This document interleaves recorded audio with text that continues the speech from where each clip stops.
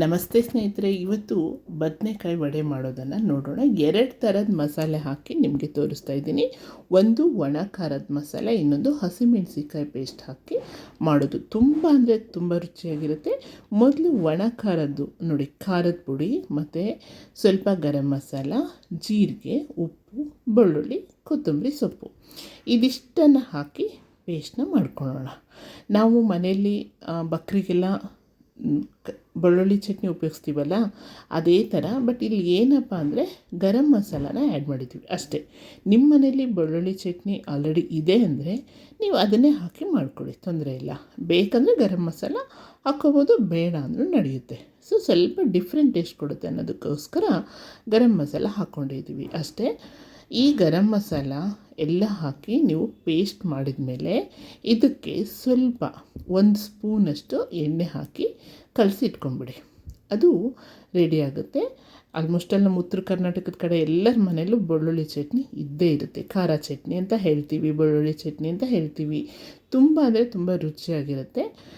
ಈ ಥರ ನೋಡಿ, ಎಣ್ಣೆ ಹಾಕಿ ಕಲಸಿಟ್ಕೊಳ್ಳಿ. ಬೇಕಂದರೆ ಇನ್ನೊಂದು ಸ್ವಲ್ಪ ಹಾಕ್ಕೊಳ್ಳಿ, ಇಲ್ಲಾಂದರೆ ಓಕೆ, ನಡೆಯುತ್ತೆ.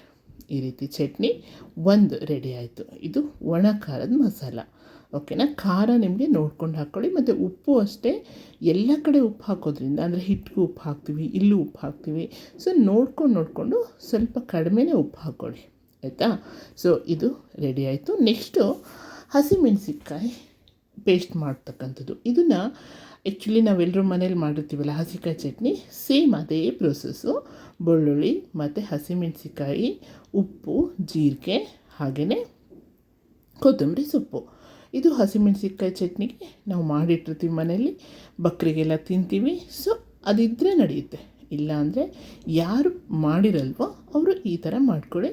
ಇದಕ್ಕೆ ಏನಪ್ಪ ಎಕ್ಸ್ಟ್ರಾ ಆ್ಯಡ್ ಮಾಡ್ತೀವಿ ಅಂದರೆ ಸ್ವಲ್ಪ ಹವಿಜದ ಪುಡಿ, ಅಂದರೆ ಧನಿಯಾ ಪುಡಿ ಅಂತ ಹೇಳ್ತೀವಿ, ಸ್ವಲ್ಪ ಗರಂ ಮಸಾಲ, ಇವೆರಡೂ ಹಾಕ್ಕೊಂಡ್ರೆ ಸ್ವಲ್ಪ ವಡೆ ತುಂಬ ರುಚಿಯಾಗಿ ಬರುತ್ತೆ. ಇದೆಲ್ಲ ಹೀಗೆ ಸ್ವಲ್ಪ ಉರುಟಾಗೇ ಇರಲಿ, ಏನು ಸಣ್ಣದಾಗಿ ಪೇಸ್ಟ್ ಆಗೋಂಥ ನೆಸೆಸಿಟಿ ಇಲ್ಲ. ಇಷ್ಟಾದರೆ ಸಾಕು, ಓಕೆನಾ. ನೋಡಿ, ಇದು ರೆಡಿ ಆಯಿತು. ಇವಾಗ ಬದನೆಕಾಯಿ, ನಾನು ಈ ರೀತಿ ನೀಲಿ ಬದನೆಕಾಯಿ ತೊಗೊಂಡಿದ್ದೀನಿ. ನಿಮ್ಗೆ ಯಾವ್ದು ಬೇಕೋ ಅದನ್ನು ತೊಗೋಬೋದು. ಇದನ್ನು ರೆಡಿ ಮಾಡಿ ಇಟ್ಕೊಂಡು ಅದ್ರ ಜೊತೆ ಹಿಟ್ಟನ್ನು ಕೂಡ ಕಲಿಸ್ಬೇಕು. ಹಿಟ್ಟನ್ನು ನೀವು ಇನ್ನೇನು ಬಜ್ಜಿ ಕರಿತೀವಿ ಅನ್ನೋ ಟೈಮಲ್ಲಿ ಕಲಿಸ್ಕೊಳ್ಳಿ. ಸೋಡಾ ಹಾಕಿರ್ತೀವಲ್ಲ, ಬೇಗ ಎಣ್ಣೆ ತುಂಬ ಹಿಡಿದ್ಬಿಡುತ್ತೆ. ಹಾಗಾಗಿ ಸ್ವಲ್ಪ ನಾವು ಇನ್ನೇನು ವಡೆ ಕರಿಯೋಕ್ಕೆ ಸ್ಟಾರ್ಟ್ ಮಾಡ್ತೀವಿ ಅನ್ನೋವಾಗ ಕಲಿಸ್ಕೊಂಬಿಡೋಣ. ಈ ರೀತಿ ಹಿಟ್ಟಿಗೆ ಸ್ವಲ್ಪ ಉಪ್ಪು ಮತ್ತು ಸ್ವಲ್ಪ ಅಜ್ವಾನ್ ಕಾಳು ಮತ್ತು ಸೋಡಾ ಇದನ್ನು ಹಾಕಿ ಕಲಸಿಟ್ಕೊಳ್ಳೋಣ. ನೀವು ಹೇಗೆ ಪಕೋಡ ಹಿಟ್ಟಿಗೆ, ಬಜ್ಜಿ ಹಿಟ್ಟಿಗೆ ಎಲ್ಲ ಕಲಿಸ್ತೀರಲ್ಲ, ಸೇಮ್ ಅದೇ ರೀತಿ. ತುಂಬ ನೀರು ಮಾಡ್ಕೋಬೇಡಿ, ತುಂಬ ಗಟ್ಟಿನೂ ಬೇಡ. ಯಾಕೆಂದರೆ ಗಟ್ಟಿ ಆಗಿಬಿಟ್ರೆ ಬರೀ ಹಿಟ್ಟು ಸಿಗುತ್ತೆ, ನೀರಾಗಿಬಿಟ್ರೆ ಅದು ಹಿಡಿಯೋದಿಲ್ಲ. ಅಷ್ಟೇ ವ್ಯತ್ಯಾಸ. ನೋಡಿಕೊಂಡು ನೀರು ಹಾಕಿ ಕಲಿಸ್ಕೊಳ್ಳಿ. ಒಂದೇ ಸಾರಿ ನೀರನ್ನು ಸುರಿದ್ಕೋಬಾರ್ದು.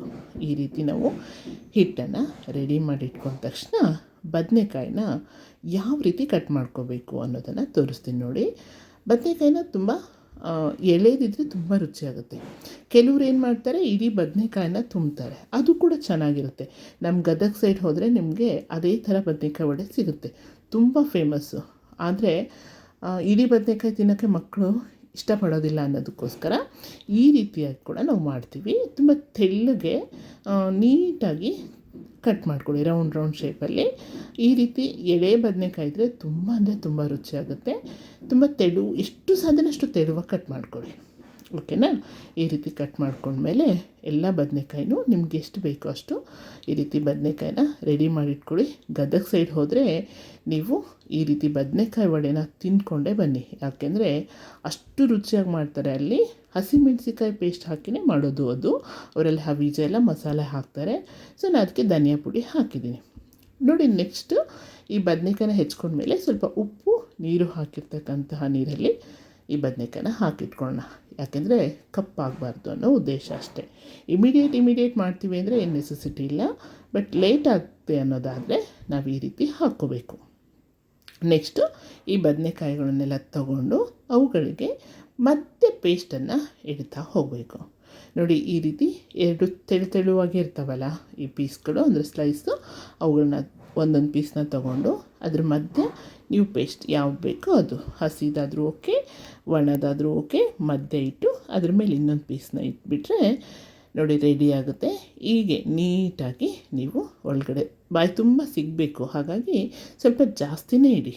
ಇಷ್ಟಿಷ್ಟೇ ಇಟ್ಬಿಟ್ರೆ ಏನಿಲ್ಲ, ಸುಮ್ಮನೆ ಬದನೆಕಾಯಿ ತಿಂದಂಗೆ ಆಗುತ್ತೆ. ಹಾಗಾಗಿ ಮಸಾಲನ ಸ್ವಲ್ಪ ಚೆನ್ನಾಗಿ ಸಿಗಬೇಕು ಅನ್ನೋದಕ್ಕೋಸ್ಕರ ಬಾಯಿ ತುಂಬ ಆ ಬದನೆಕಾಯಿನ ಅಂದರೆ ಮಸಾಲ ಫುಲ್ ಎಲ್ಲ ಕಡೆನೂ ಹರಡೋದು, ಅದೆಲ್ಲೂ ಚೆಲ್ಕೊಳೋದಿಲ್ಲ. ಯಾಕಂದರೆ ನಾವು ಹಿಟ್ಟಲ್ಲಿ ಅದ್ದಿರ್ತೀವಲ್ಲ, ಸೊ ಹಾಗಾಗಿ ಎಲ್ಲೂ ಅದು ಹೊರಗೆ ಬರೋ ಚಾನ್ಸಸ್ಸೇ ಇರೋದಿಲ್ಲ. ಸೊ ಈ ರೀತಿ ಎಲ್ಲವನ್ನು ನೀವು ರೆಡಿ ಮಾಡಿ ಇಟ್ಕೊಳ್ಳಿ. ನೆಕ್ಸ್ಟ್ ನಾವು ಎಣ್ಣೆ ಕಾಸೋಕ್ಕಿಟ್ಟು ಎಣ್ಣೆ ಚೆನ್ನಾಗಿ ಕಾಯಲಿ.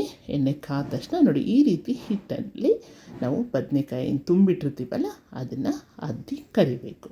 ನಾನು ಹೇಳಿದೆ ಆವಾಗಲೇ, ಎಳೆ ಎಳೆ ಬದನೆಕಾಯಿ ಚಿಕ್ಕದಿದ್ದರೆ ನೀವು ಇಡೀ ಬದನೆಕಾಯಿ ಕೂಡ ತೊಗೋಬೋದು, ಇಡೀ ಬದನೆಕಾಯಲ್ಲಿ ಕೂಡ ಫಿಲ್ ಮಾಡ್ಬೋದು, ಅದು ಕೂಡ ತುಂಬ ಚೆನ್ನಾಗಿರುತ್ತೆ.